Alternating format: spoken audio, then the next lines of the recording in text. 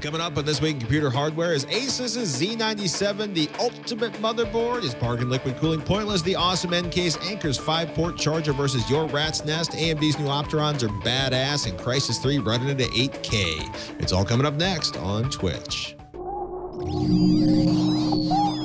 Netcasts you love. From people you trust. This is Twit. Bandwidth for Twitch is provided by CacheFly at CACHEFLY.com.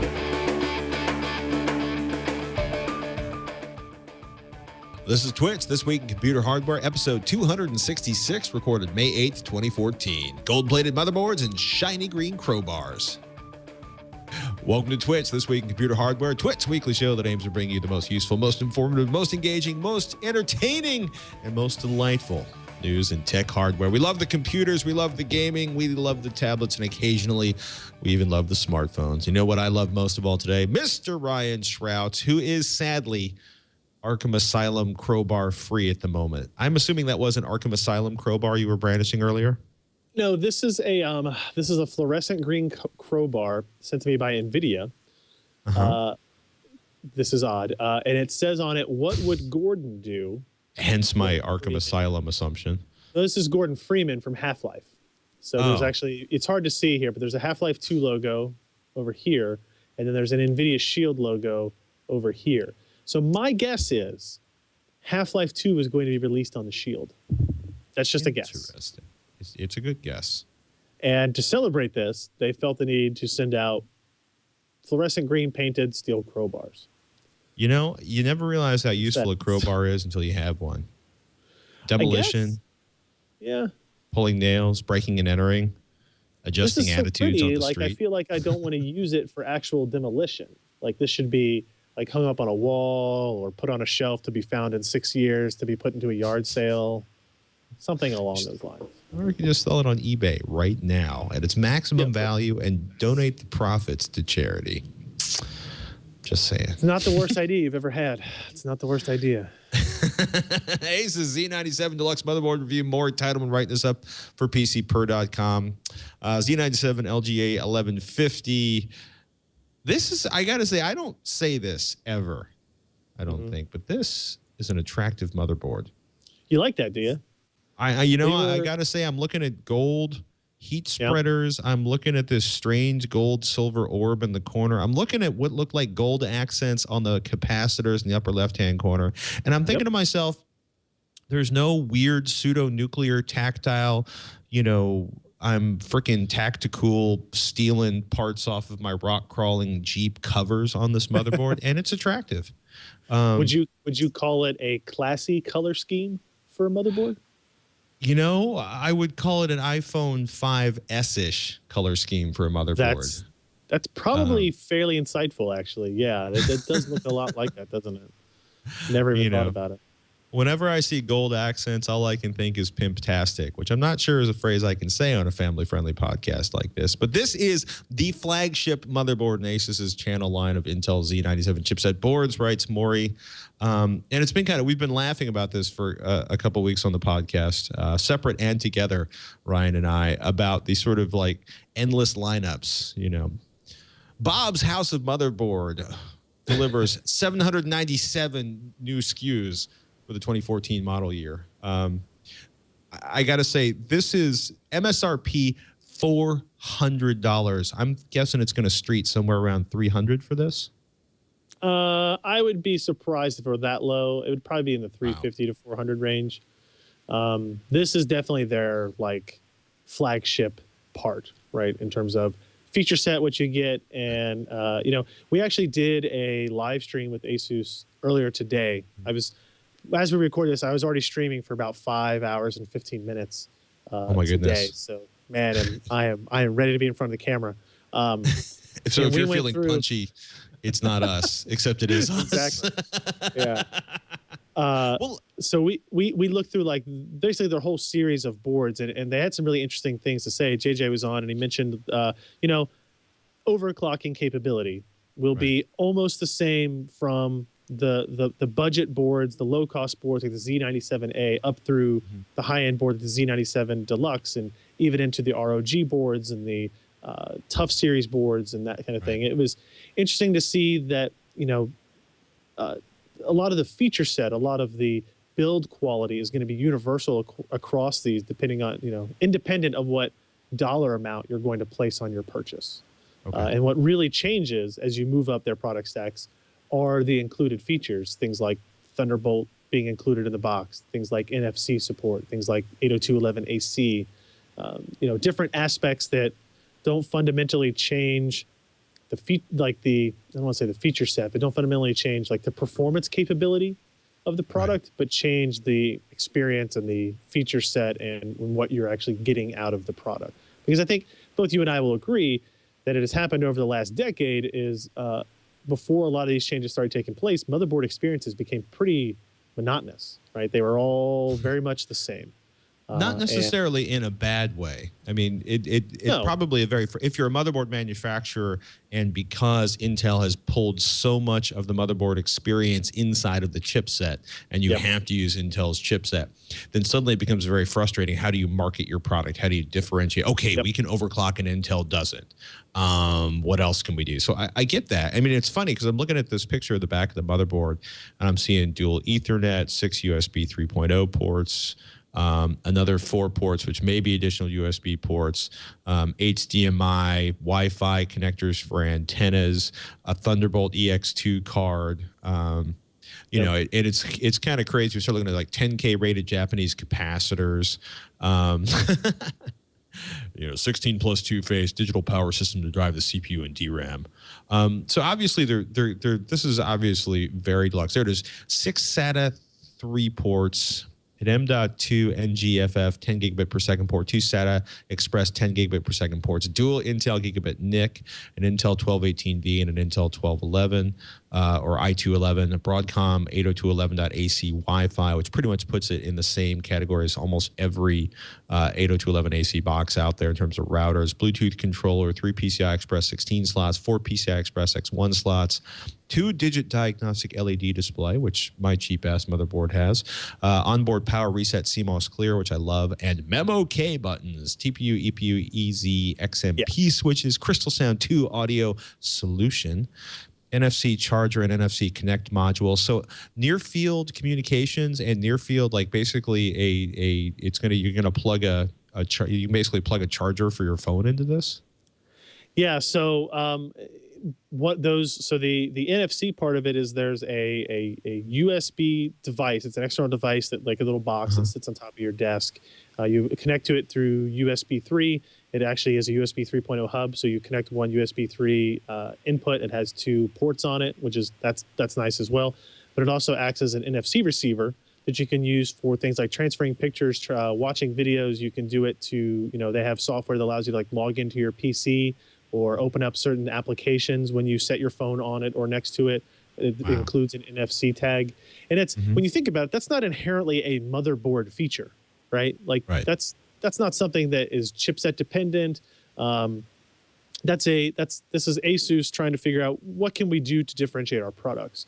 They have the Qi, which I just found out how it's pronounced today. Qi, spelled QI, wireless charger in this as well. It's another USB device that sits on your desk that enables wireless charging through through that motherboard, through the USB port on that motherboard, right? And it's not a motherboard like what you would classically think is a motherboard feature or a chipset feature. It's just something that they were like, hey, this is what we can add into this to make this a compelling product, to try to change how people experience the 802.11ac. That's much more popular on motherboards, wirelesses, than it used to be. But they've got, I think this is a 2x2 implementation, right? So it's high performance stuff and a lot of, I think, an interesting mix of things. And that's why, when you looked at the price at $399 MSRP, this is what you are, some of the stuff that is building into that. They include the Thunderbolt EX dual add-on card. So you actually get not just 1, but 2 Thunderbolt ports with that. That's included. And what's interesting to me is that all of those accessories that we just mentioned are actually compatible with the entire series of motherboards, but they're included with this option, with this SKU. funny. They're included, right? But you can buy, that Thunderbolt EX2 for like $40 or $50, I guess, and add it into another Z97 motherboard, right? So if you don't need all these features, or you don't think you want to use all these features, then you don't have to buy that most expensive board, and you can, emulate those if you decide you want to change your mind. It's an interesting discussion because I feel like this company has a slightly different philosophy on how they approach something like a new motherboard series, and it's interesting to see because in truth the chipset itself doesn't really change much in terms of features or performance this time around. You get compatibility with SATA Express and M.2 adapters or M.2 storage connections, and you get support for, I think the most important feature is that you get support for the upcoming Haswell refresh and the Haswell, unlocked, what do we call them, Devil's Canyon parts, as well as Broadwell will be supported on this. So that's kind of like what the chipset offers. But, every motherboard based on this chipset will have that. So how do you differentiate from that? Because this is the time of the year now that the chipset's kind of officially out. I say kind of officially out because it wasn't supposed to be launched until the 11th, but you can buy them already. We're going to see, 10 to 20 boards from all of these vendors released over the next 60 days. So now you have to kind of wade through all this information and all these products and figure out which one are worth buying and why, and, measure and judge, appropriately. Man, it's like trying to buy the bundle you want with a card. I want the high-end capacitors and the superior power management, but I don't need a bunch of the other stuff. So basically, though, this is the top of the line, the luxury. It is actually it's very Cadillac in the sense of like having every single cup holder on the planet. When I say Cadillac, I guess I mean 60s Cadillac. And there's tons of software options there. I would say I think that there's too much to talk about on even this one particular motherboard. Then we really should spend time on our 1 hour show each week. So I really encourage people to go read the review that Maury wrote because there's tons of detail on the software and hardware side of things. And the videos that we recorded today that specifically look at the Asus Z97 lineup will be out on Friday or Saturday of this week. So probably as people are listening to this, they will be up on PCPer.com to kind of watch the videos where it's explained step by step about what the process is and what the variances are between these different products. And I think it will be useful. It will help make sense of 75 motherboards being released all at once on Newegg. I mean, it's funny. Like you look at the benchmarks, and they're all benchmarking the same, and then it's like, okay, overclocking. Some are going to be, man. It's really about the cup holders, and I say that in an affectionate way because I kind of like the idea of having Thunderbolt cup holders. Not to sound weirder than usual. In something unusual for the podcast, normally we feature liquid coolers from another brand that seems to release liquid coolers every 2 to 3 weeks. Welcome to the Cooler Masters Sidon 120-volt liquid CPU cooler review. Sebastian Peak wrote this up for PC Per. Cooler Master's newest 121mm all-in-one liquid CPU cooler, and its affordable price adds another option to anyone looking for an aftermarket cooler on a budget. But when we start comparing low-cost options, it's valid to wonder just how much better a liquid cooler in this price range might perform over air. So Sebastian tested the Sidon 120B against a popular budget air solution and then against the stock solutions from AMD and Intel. And that may be more solutions than I've actually said out loud the word in quite some time. This is a really good roundup, in part because kind of the biggest change you can make on a CPU is going from the stock factory Intel or AMD cooler to an aftermarket cooler, air or water. And it's interesting to look at the results. Was this a particularly loud cooler given the expense, or was it a particularly quiet cooler? I don't think it was particularly one way or the other. The product itself, the Sidon or Sidon 120V, was kind of it's a fairly ho-hum product. Right. To be honest, because if you look at that Hyper 212 Evo that he's comparing it to, that's an air cooler. And what's interesting is that's a $35 air cooler. Yeah, I was afraid of that because one of the things we talked about this a couple months ago, where somebody had compared, a $100 liquid cooling system to like a $45 fan, and it's getting hard. Even the inexpensive air coolers are really good these days. Yep. And the weird thing about this Hyper 212 is it's been around forever.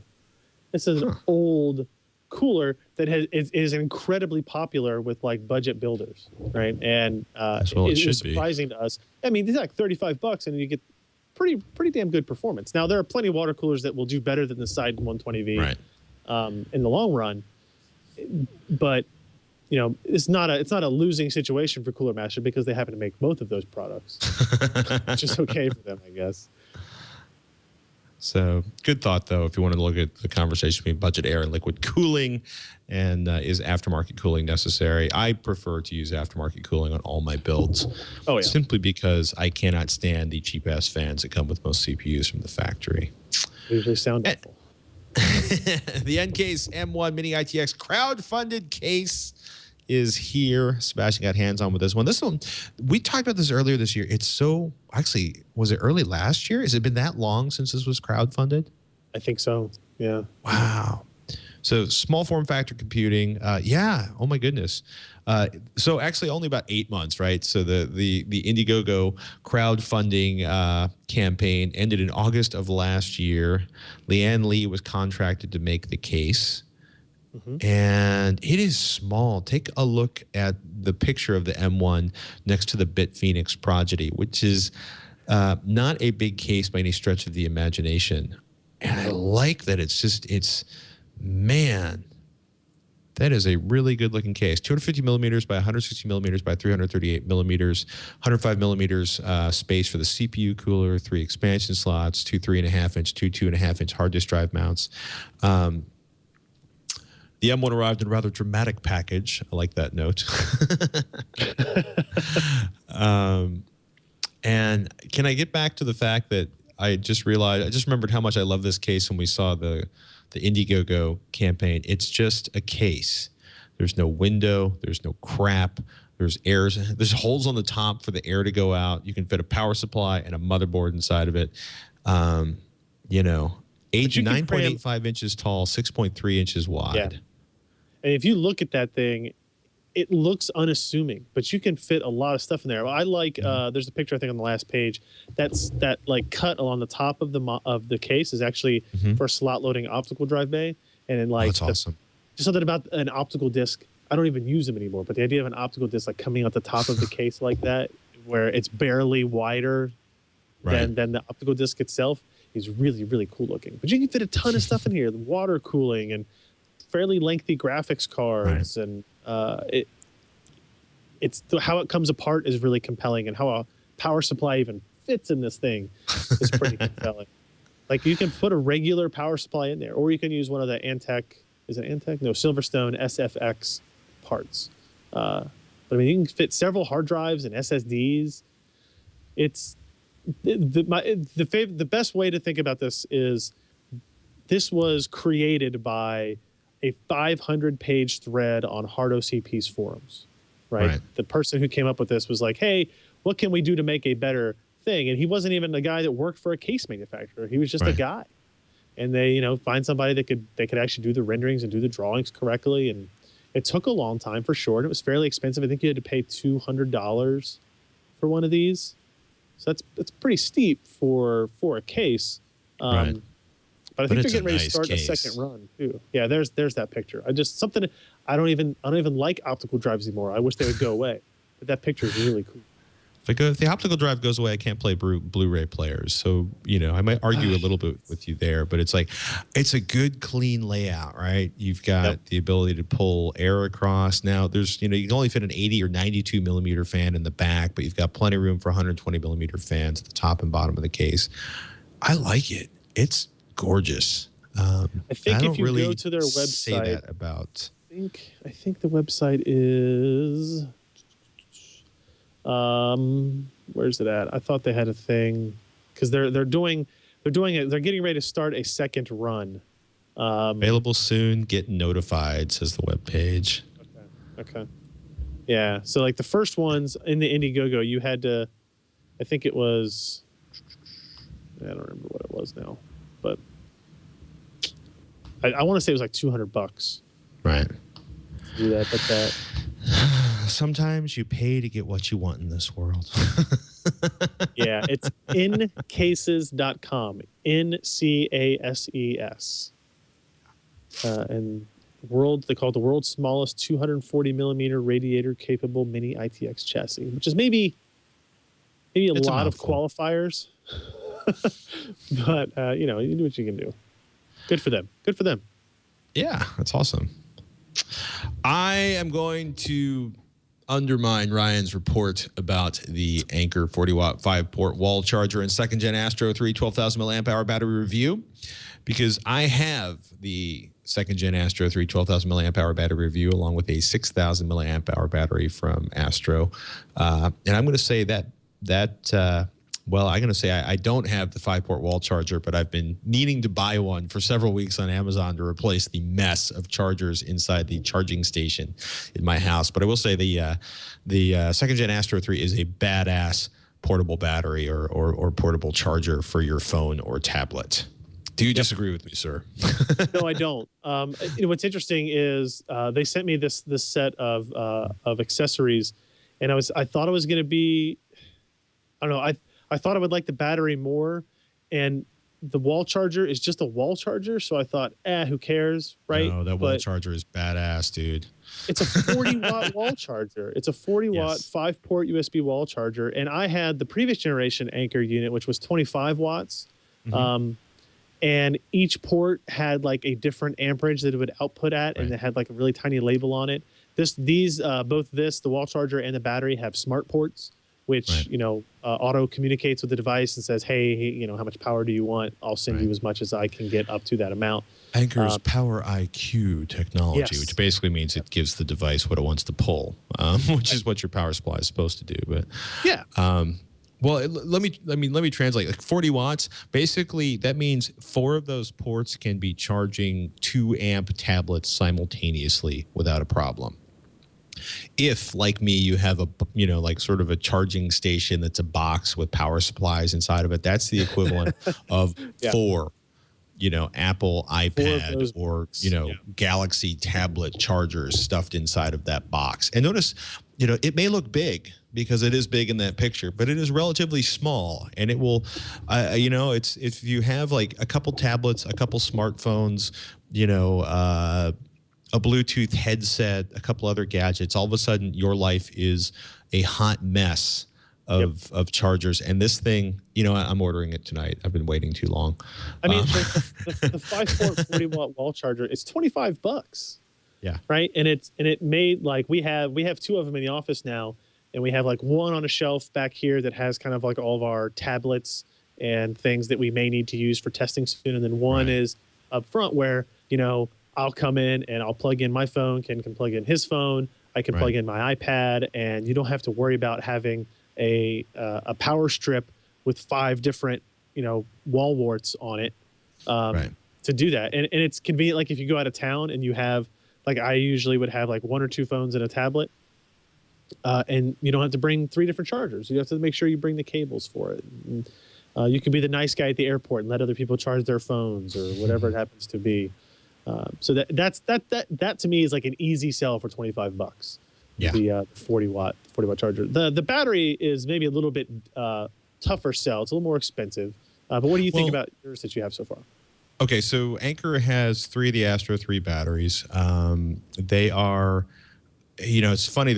We've seen a bunch of really nice batteries. The first one I saw is what I'm going to think of as like next generation external batteries, right? One of the first ones we saw was from an automotive gauge company called PLX, and they showed it off at SEMA.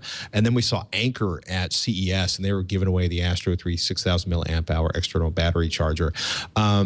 So the 6,000 milliamp battery charger, I want to say starts at $25 or $30. And of course, I opened up the Anchor webpage and not the Amazon webpage. But they basically have three versions: the 6,000 milliamp hour with one port, the 9,000 milliamp hour, and then the 12,000 milliamp hour, which has three ports. And then I want to say they have like another half dozen chargers out there that are older models and newer models. But the build quality is really surprising. So that's the wall charger we were talking about that'll do up to 8 amps of charging simultaneously. You can split that charging across all the ports. And then the battery chargers range from about 2.5 to 4.5 fingers of width. And these Patrick fingers are kind of big. But you're looking at like 4.5 stars across 1,000 ratings on Amazon, which is shockingly good. So there's the three ports. It's the Power IQ technology, which basically will give you up to 2 amps. You can split 4 amps across the three ports. They have their sort of shake technology. All of the communications is via this ring of LEDs on the side. When it's charging, from a wall through a mini USB cable, you're going to have to supply your own power supply to charge it. It basically does the looping thing. When you shake it, there you can see there it was on for a second. It tells you what percentage of your charge is left. It's not like 97%, but there's 10 of those little LED segments in that circle. So you're looking at roughly 10% drops in it. I love. I've carried like my first really serious. I carried an Energizer like XP 18,000 battery charger. It's fun. I just did a Texabytes about this, which weighs like 2.5 pounds, and it has a power brick the size of most laptop power bricks, right? I carried that for 2.5 years in my bag, in part because I was carrying wireless modems that need a 2 amp charger and then would have 90 minutes of battery life. So if I needed to do a bunch of work while I traveled, I would be SOL, to use a highly technical term. The Anchor, the second gen Astro 3, that 12,000 milliamp hour battery is less than 1/3 the cost, has 2/3 of the power, and weighs less than, well under half of what that big old Energizer battery does. Now, the Energizer battery does like 19 volts and 12 volts along with 5 volts, but for 90% of what I do, a USB charger will take care of it. Did you find yourself using this that much? Part of it, because like when I commute on the bus or the ferry, I am kind of like I plug the modem into the power supply. If my phone's low, I'm charging it up and carrying it around. I use it. I use them constantly. I honestly haven't used it in like other than testing it and kind of using it, draining it all the way through and charging it and kind of seeing how that'll work. I haven't actually used it in like a day-to-day experience, right? Because I don't commute very far, and I haven't gone on a trip since I got this in, really. Mm-hmm. I would say I will take this with me on my next trip. It will be the charger. It will be the battery that's in my backpack, right? And then whenever I have a phone battery issue or a tablet battery issue, that'll be the go-to part for it. Because this one's capable of up to 4 amps through 3 ports. So, you could charge, 2 full iPads with it. Well, let me rephrase that. You could charge 2 iPads at full rate, but the battery capacity is not big enough to charge 2 full iPads. I think an iPad Air is like an 8,000 milliamp hour battery. Exactly. So this is that's 1.5 iPad Airs. Yeah, about 1.5 iPad Airs. You're looking at like, for the 6,000 is roughly 4 iPhones or 2.5 Galaxy S5s in terms of the milliamp hours. One of the tricks when you're using a portable charger like this is you charge your phone or your tablet up to 80% and then stop, and when it gets back down to 20%, charge it back up to 80% again. Because the way battery cycling works is that last sort of 10 or 20% of the charge tends to consume a lot of the charging power that goes into a battery, which is not the most graceful or technically sophisticated way of displaying it. But a couple different portable battery manufacturers are like, just charge your phone up to 80% like 3 times instead of charging it to 100% 2 times. And it's like, the math is weird, but in casual use, it works out pretty well. I was surprised at, it's funny because a lot of the portable chargers they felt cheap. They took up a lot of space. They look like they're about to fall apart. The Anchors feel, these second-gen Astros, they feel nice in the hand. The display's simple. I had one fail on me tech support got me a new one almost immediately, and it was extremely unusual. I mean, for the 6,000 amp hour Anker second gen Astro, there's like 1,100 customer reviews, and it's at 4.5 stars. Yeah. That is unusual for Amazon.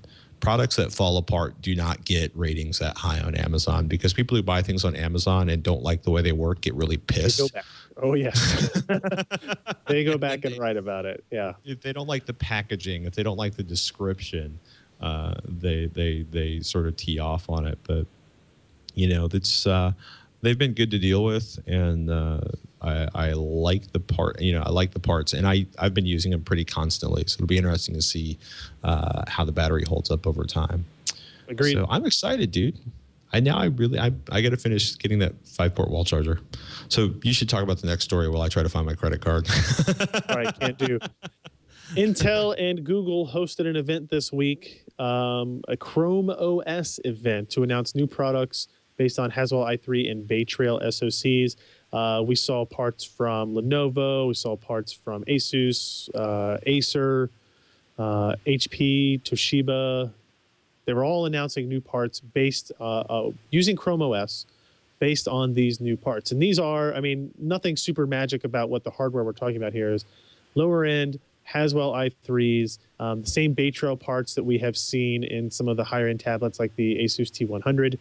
And basically they were updating Chromebooks to utilize both of these technologies. And they kind of are like Chromebooks that you would expect to see, right? 11.6 inch or 13.3 inch. They all had 1366 by 766 or 1366 by 768 resolution screens. Prices from $249 to $349, depending on the size. Then they had Chrome boxes, which are kind of like the Nooks, but using Chrome OS. Asus has one of those. HP has one of those. And they also introduced something called a Chrome base, which I'm not a huge fan of the term, but it is essentially a Chrome OS all-in-one, right? Like all-in-one PC using Chrome OS. LG is going to be dropping a pretty good-looking Chrome base, which is just awkward to say. It is. But I just realized it's funny because the sales on these continue to climb. I'm like, we're going to have to review some of these on Texilla. Agreed. It just as it's something we've been asking the audience if they're interested in, and they're selling. They seem to be selling a lot of these, not like tablet numbers, but certainly more than I would have expected. Yep, like the Asus Chromebook C200 and C300, they use the Bay Trail M dual-core processor, 2.4 gigahertz, 11.6 and 13.3, 2 gigs memory, 16 gigs of storage, 802.11 AC2 dual band, USB 2, USB 3, HDMI, 2.5 pounds for the smaller one, 3.1 pounds for the bigger one. Overall, pretty interesting devices. I think Lenovo also announced their specific models. But again, very similar sizes, very similar prices, very similar specifications. I think the Lenovo one, the N20P, will do like a 300-degree rotation, kind of like almost yoga, but not quite yoga. But again, you're talking about $250 to $350 products. So it's easy to see the interest in these devices for a lot of people who only concern themselves with web browsing as their, content consumption medium. Well, people who use the creation. cloud for their life. Because I'm also, the rumor is that these are going to start showing up in, more and more in corporate settings where they want to lock down the functionality that the users have inside of the organization. I don't know how much of that I buy into, because so much of life in so many large corporations seems to still run on Windows applications that go back to the 16-bit days. But it'll be interesting to see. And I'm kind of curious to get hands on because some decent manufacturers are making these, and I'm kind of curious to see what kind of fit and finish they can get out of a $250 box with a screen, especially if you're talking about like a 21.5-inch screen on a desktop. So I wait with bated breath. What's the story with Skylake and the 100 Skylake and the Close. 100 series chipsets? Not a lot here. Just roadmap. I thought was mostly interesting. A little bit of a tease of what the 2015 platforms are going to be like for Intel processor platforms. Skylake. I did the same thing. Skylake is the name of that. Although I find the most interesting part that it's going to be the 100 series for chipsets. So like Z100, like Z109 maybe, something like that. I don't really know where they're going with it.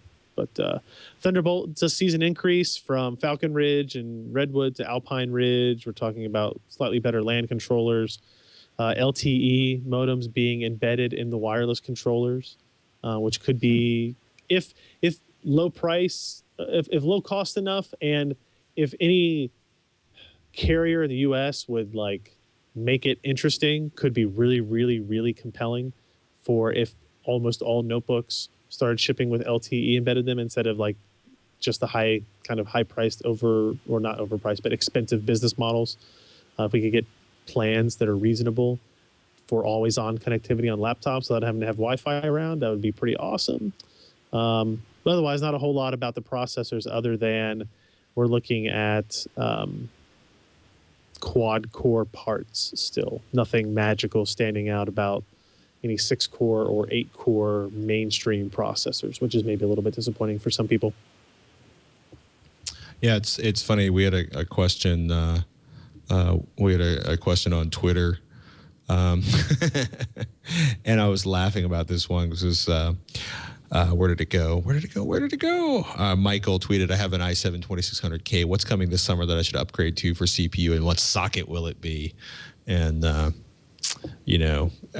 is anything look like it's going to be that much faster with the Z100 chipset? I'm assuming it's going to be a Z100. Right. Man, it's at the high end. It's getting tougher and tougher. At least to me, it feels like it's getting tougher and tougher to justify a new CPU unless you're in some sort of multi-threaded application and you're going 8, 16. How many virtual machines can I run simultaneously? But for the majority of users, it seems like I want to spend more money on GPU than CPU at this point. Yeah, I agree. Still the case. And that, ladies and gentlemen, is the sound of a man that has been thinking way too much about motherboards for the last 6 hours today. Very true. Yes. Next. Yes. AMD shows off ARM-based Opteron A1100 server processor and reference motherboard, which means AMD is continuing to figure out a place for itself in the universe moving forward, outside of low-end gaming PCs, general-purpose PCs, and the less expensive laptop market.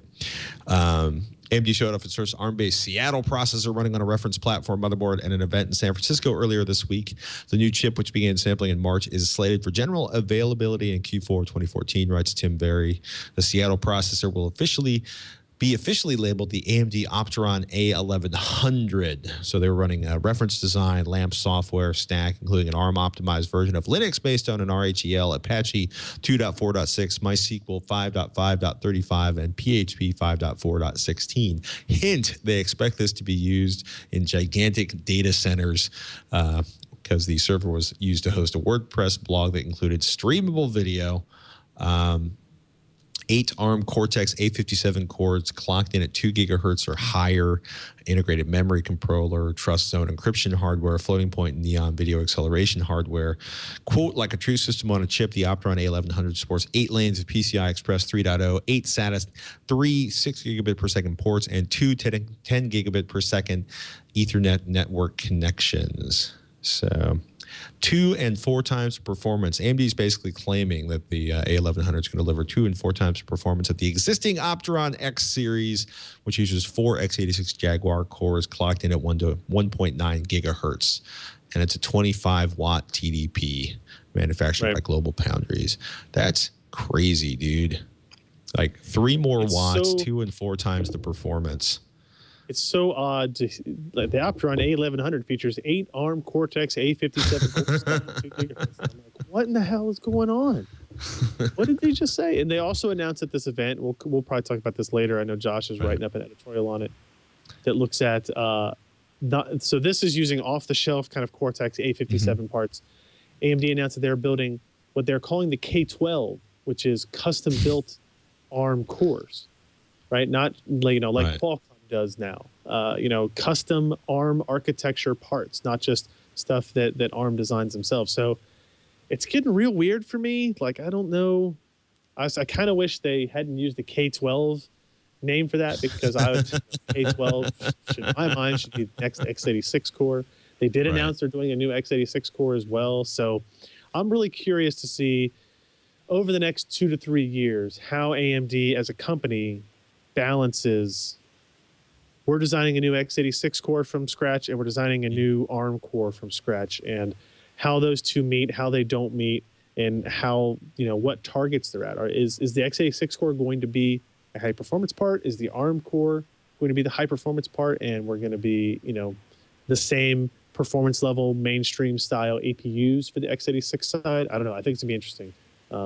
But the announcements they kind of made at that show were kind of like bombshell almost of what they did, because we didn't expect much going in to what they were going to say.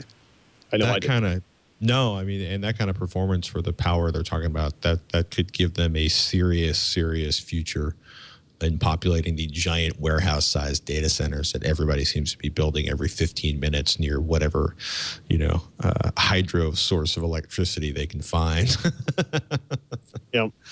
So it's interesting. MSI ships the GS70 Stealth Pro and the GS60 Ghost Pro 3K gaming notebooks. Is 3K as in sort of like, WQHL not quite 4K gaming, or is that 3K as in the series? No, the 3K is the resolution. Okay. That is 2880 by 1620. Yeah, 2880 by 1620 is what they are calling 3K. What's interesting? WQHD Plus, which I've never heard referred to anywhere else before. That's very new to me. There was a sale on 15.6-inch glass. Right, that's a weird part to me. They announced the Stealth Pro and the Ghost Pro 3K. And the Stealth Pro is a 17-inch 1080p screen using a GTX 870. And then the Ghost Pro 3K is 15.6-inch 2880 by 1620 GTX 870M. So they use the same GPU but less memory with the 15-inch higher resolution screen than they do with the 17-inch just standard, HD 1080p screen. Not it's a complicated sure world we live in. It really is. It really is. I guess they just don't expect anybody to game at that resolution. Right. Like, you game at 1080p and then you get better picture quality due to the screen scaling, right? Maybe, I guess. I don't get it. They clearly you cannot game at 2880 by 1620 with the GTX 870M. You clearly someone will try and fail and post a really negative review on Amazon. Yeah. Yeah. And on a 15-inch monitor that they're not going to leave the resolution of 2080 by 1620. They're going to turn on scaling at 150 or 200%, right? Because a 15-inch monitor with that resolution at 1:1 pixel would be ridiculous. Yeah. Right. I mean, even the 28-inch monitor, 28-inch 4K that we were testing this week, I am hesitant that I don't think you should really use that at 100% scaling, even with Windows 8 or 8.1. Right. Wow. The pixels are just like, if you have to read things a lot, they're just a little too small. Right. So you should probably turn up scaling to 150. Then you get sharp text. But, you lose the bonus real estate, I guess, that you would expect to get, right? So 4K at 40 inches maybe makes a little bit more sense as a desktop monitor if we ever get something like that. So it would be nice. Weird. From the strange but true and possibly peculiar department, Crysis 3 hacked to run at 8K, but can anything power it? Sebastian wrote this up for PC Per. We've seen what happens when you put two monstrous graphics cards together with Ryan Slick at R9 295 X2 Crossfire setup, and now here's something that would challenge even that: Crysis 3 at 8K resolution. An enthusiast called K-Putt has created a hack to allow the 8K setting, and his Flickr gallery has full-res versions of the screenshots. Be warned, they're huge files. While this likely isn't practical even with a Quadfire setup like we have for those tests, K-Putt was only getting 2 frames per second with a single card setup, it is still very nice to look at. 8,000 by 4,000. 7,200 by 3,000. Yeah. These are resolutions. But if you look at these pictures, they're impressive, right? Like Yeah, if they you are. just, even the one that's on our site that's really tall, that looks like it's looking at a dam, and you click for the full size version of that, and you kind of like scroll down it, that's really impressive. I know he was only running it at 2 frames per second. But they were pretty frames. But they were very, very pretty frames per second. It's gorgeous. And I guess I didn't see how he did this, because you obviously don't have an 8K display, I don't think. I don't think he did. Or it's possible you could do, if you had 4 4K monitors, you could set them up in a tile configuration, or 3 4K monitors. You could do that. Well, let's see. He says he had to use a hacked executable. So I don't know what that means exactly. Either way, he got it to run at 4K or 8K rather, and that's crazy. It is crazy. It's interesting. If you scroll down to the bottom of that article, you see the Dell 28-inch Ultra HD 4K monitor that's running at 3840 by 2160, the Samsung 20-inch Ultra High Definition LED monitor that Ryan has in for testing, and Seiki's super cheap SE39UY04 39-inch 4K Ultra HD 120 Hertz LED HD TV. I guess they're just calling it TV now. It's interesting. The reviews on those are all sort of clustered around 3 to 3.5 stars. I think people are getting a little frustrated with trying to game on those monitors. 3840 by 2160 on the Seiki, which is not quite 4K. It is 3840 by 2160 is one of the 4K standards, and then the other one's like 4096 or something like that. It's only you're only a couple hundred pixels short, but maybe they're the important pixels. I found on an Extreme Tech story what they did to get Crysis 3 up to 8K. This user had to use a program called On the Fly that produces a hacked version of the main executable file. This new EXE enables lots of new functionality through the in-game console, allowing him to pump the resolution up, change draw distance, and make other changes on the fly. He also used SweetFX, a program that allows you to customize the game engine's shader code to tweak the output colors and contrast. The end result is the end result still looks a lot like Crysis 3, just a little more contrasty. And he was actually running at an ultra-wide 8,000 by 3333, or portrait 3750 by 5,000. And I like that. At 8,000 by 3333, each frame consists of 26.6 million pixels. Right. Keep in mind that 1080p is 2 million pixels. So 13 times the resolution of 1080p. That's a lot of pixels, people. It's also interesting. I just dug a little bit. That's that $499 Seiki, 39-inch 4K monitor is only running 4K at 30 hertz because it's HDMI 1.4 and there's no display ports. Yeah, that's actually the TV. I'm looking at the TV right now. That is what you are being displayed to me on is the 39-inch Seiki TV. And you're only running at 30 hertz. So I had to report. I'm just feeling so stuttery right now. What's going on with are we talking about a free Unreal tournament or a new Unreal tournament?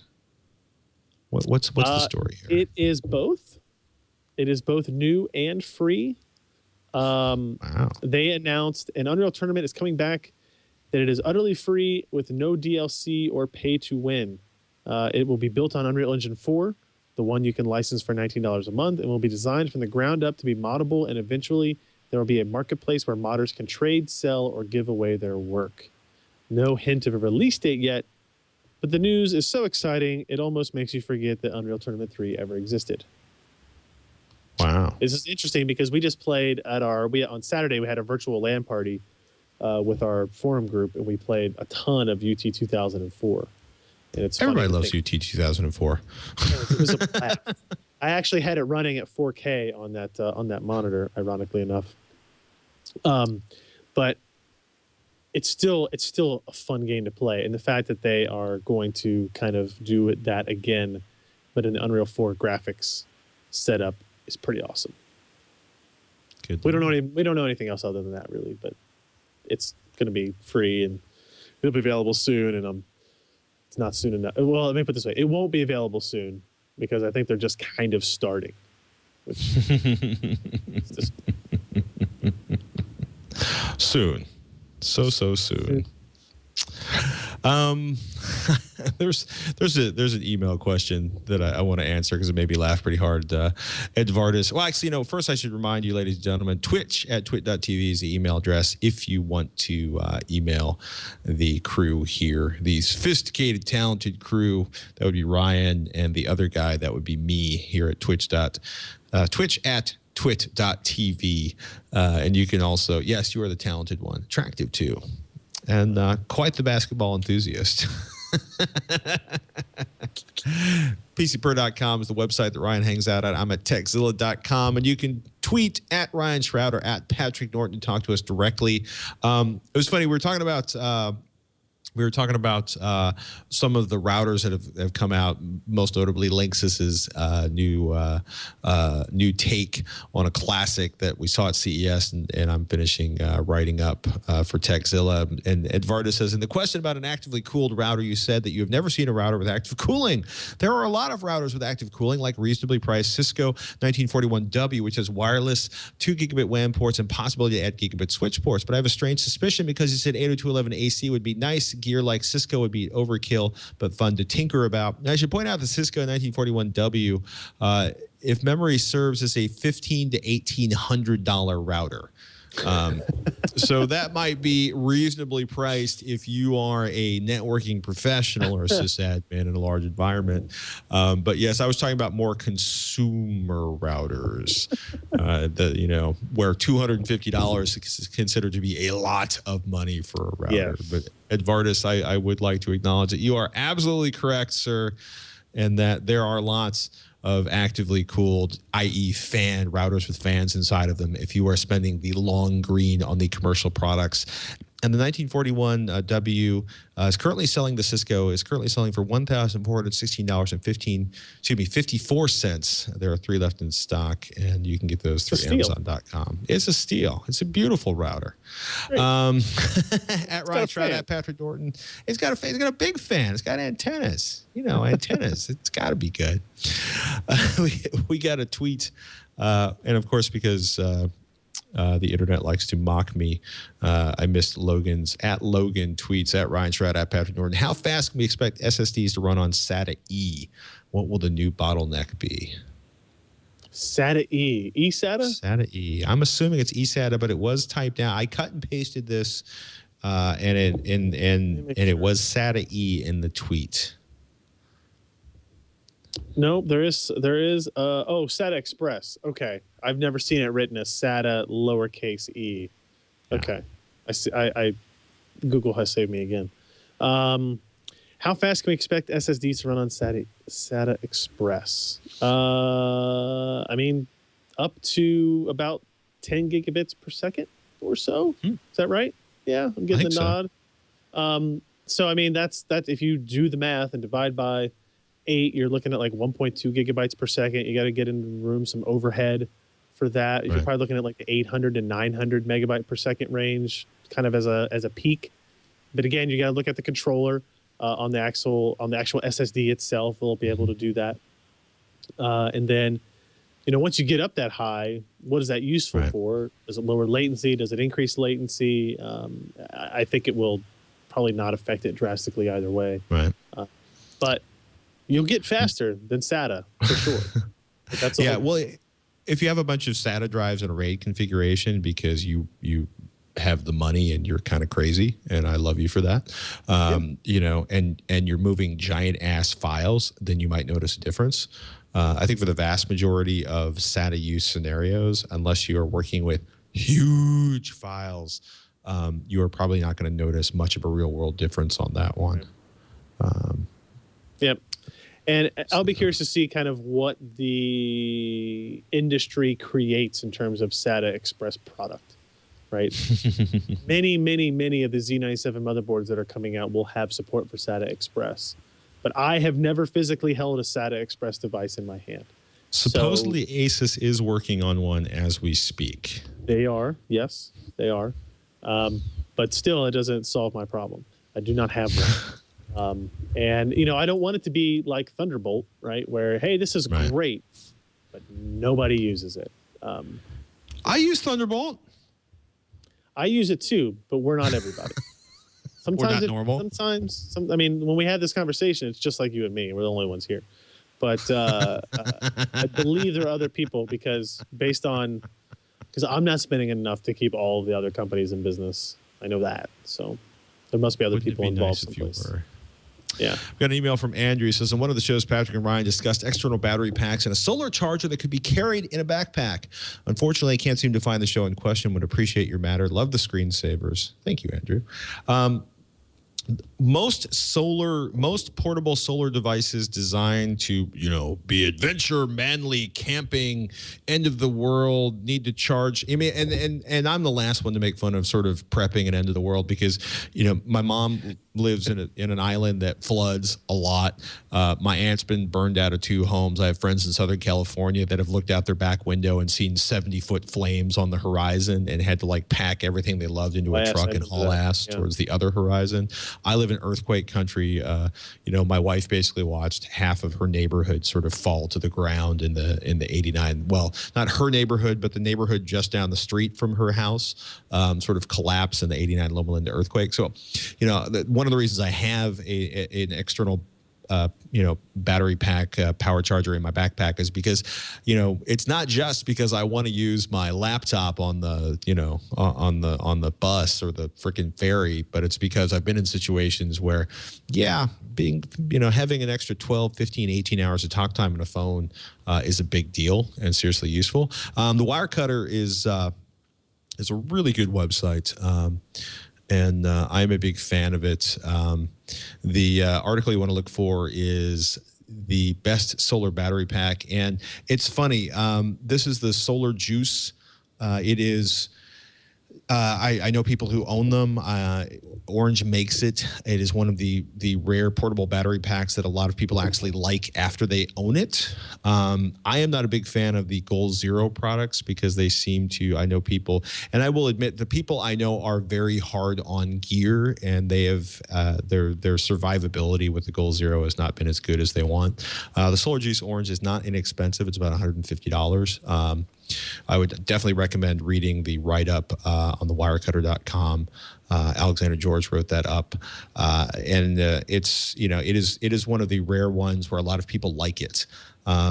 Most of probably the first 2 or 3 or 4 solar charging gadgets for cell phones and stuff I just found atrocious, in part because I live in San Francisco, or used to live in San Francisco, where there is no sun, so I would have to go somewhere where there was sun, and I found them just as atrocious in places with sun. The Solar Juice does seem to do a really good job. And if you have serious power needs, you probably need to go something much larger than that. But that's a discussion for another show. So, should we call it? Should we get you off camera before you snap, since you've done like 6 hours of television already today? Probably. Ladies and gentlemen, Mr. Ryan Shrout, who is going to be giving us a review in the near future of that Samsung 28-inch ultra-high definition LED monitor, which supports 60 hertz via DisplayPort. Am I correct about that? You are correct. Oh. Let me give a quick opinion. It's good, but not great, right? So, it's $700, not $3,400. Exactly. There you have it. These are both. And as you might guess, the conclusion will kind of merge those two statements, right? So, with more detailed specs and benchmarking. At this point, is there a single GPU you would use to power this for gaming successfully, or would you pine for dual GPUs on any? You would have to have at the very least a single 780 Ti or R9 290 290X, and even then, some games are going to be a struggle. Like if Battlefield 4, you could probably get away with a single 780 Ti. But it would be tough. And if as we get into other games like Watch Dogs is coming out, that's going to be very graphics intensive. And if you don't want to start turning things down quality-wise, you're going to need more GPUs for sure.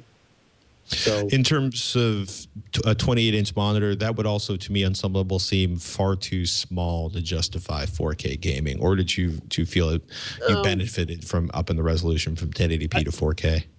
I think, yes, definitely. And that's the other thing I was going to say. Like, 4K on this still looks great. When you're doing 4K gaming, it looks amazing.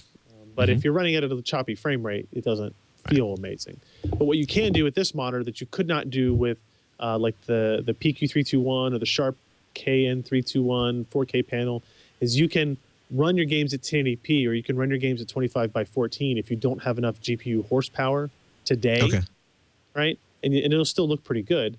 And then, you will still be able to use like the desktop at 4K, or you'll be able to upgrade your graphics hardware and play at 4K later, right? With the other ones, it was very complicated because it had 2 scalars. You couldn't do 4K, or you can do non-4K resolutions easily. Right. Kind of works sometimes, but not really well. This one doesn't have any of that issue, so that's a positive. The multiple channel or multiple lane configuration on the 4K monitors can be kind of a head-pounding experience. Yeah, and luckily we're getting away from that, right? So the scalars obviously exist. Hopefully we never have to use the multi-tile, the dual tiles for that again. Maybe when we go up to 8K, we'll have 2 4K scalars. I don't know. But now we just, now we're like, okay, let's see what the panel is like. Now that's the focus. What is the panel like? So, because we've solved one of the problems. Ladies and gentlemen, on that bright and cheerful note, problems being solved, Ryan Shrout getting off camera before he loses it after the cavalcade of motherboards you saw earlier today. PCPro.com is a website to find the man. You can find me at TechZilla.com or Die Trying. We've been building Raspberry Pi devices and electroshock devices that essentially turn your face into a musical organ. Is that good? I'm yet to be decided, but I can guarantee you that I was much more enthusiastic about the sort of headlight upgrades we did to my truck the week after the face organ. Understandable.